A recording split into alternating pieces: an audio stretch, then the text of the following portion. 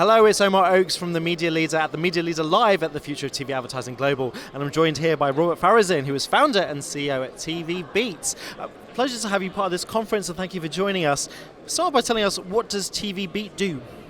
So hey, thanks for having me. So tvbeat is a technology company which helps TV media companies which sits on the intersection of linear and impression-based inventory, right? What we see on the market, every kind of media company is kind of somewhere in that sphere, right? Or they have 80% of linear, 20% of digital. Or as you kind of, for example, heard from Foxtel yesterday, they have already half and a half, right? And what tvbeat does, tvbeat helps them create a holistic marketplace across their linear and digital, across all their life cycle of the campaign, right? So that they can holistically forecast, plan, optimize the delivery of the campaign, and then also measure them at the end. That's what kind of we do. And in the second proposition, we also help them kind of solve the zero-rated spots on the linear, and that's the kind of two main propositions we do. That we can deliver that, we kind of have technology which allows us to ingest all their first-party and third-party data sets, normalize them, create a holistic view of history, and then predict the future of their inventory. And then on top of that, we have different applications which cater different personas in these TV media organizations. Okay, so yeah, there's a couple of things there. One is the broader point about audience measurement. So in the UK, where we're having this conference, we've seen over time the big broadcasters, TV companies have kind of been working together more and more to offer joint measurement solutions. We've got things like WFA in the UK, ISBA, going to do things like cross-media measurement, Project Origin. There are lots of moves to actually make measurement better for advertisers. In your eyes, what do you think needs to happen increasingly to make TV just easier to buy and more effective to buy for advertisers? I think effectiveness, I would say, is there. Like if you think for the last 20, 30 years, right? I mean, there is so many brands which grew with the TV, right? This kind of shows you that TV is quite an effective way of promoting your brand.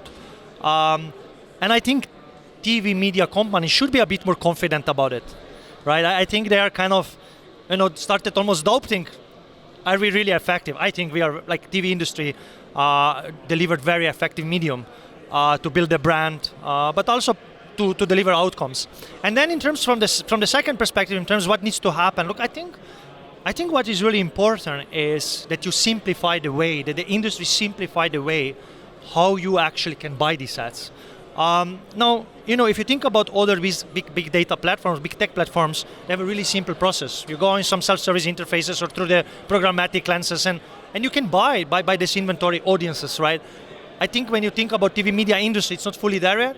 So I think what is very important is that TV media players, which already collaborate in some instance, also start collaborating more on that front, create maybe holistic marketplace across linear, digital, across, if you want, maybe the main broadcasters in UK, and really simplify that process and make it kind of transparent, standardized, so that agencies, buyers can easy buy and know what they buy. Yeah, I mean, the transparency is one issue, but on the other hand, it's just how you measure it as well. So, for 40 years, we've come to the point where we're using kind of sort of panel-based measurements with a mix of, measuring kind of what goes through your internet router if you're using connected TV. But there's always a question of how big that panel should be. And we've always had that question as we get newer broadcasters that come onto TV and multi-channel cable. There's a lot of more zero-rated programs, but you suspect that actually, if you were just able to put all those low-rated programs together, you can actually get quite a compelling offering for advertisers. What needs to happen in terms of kind of getting more out of that longer tail of TV? I think panels, were historically a really important part, and they still are. I think they had an easier problem to solve in the past.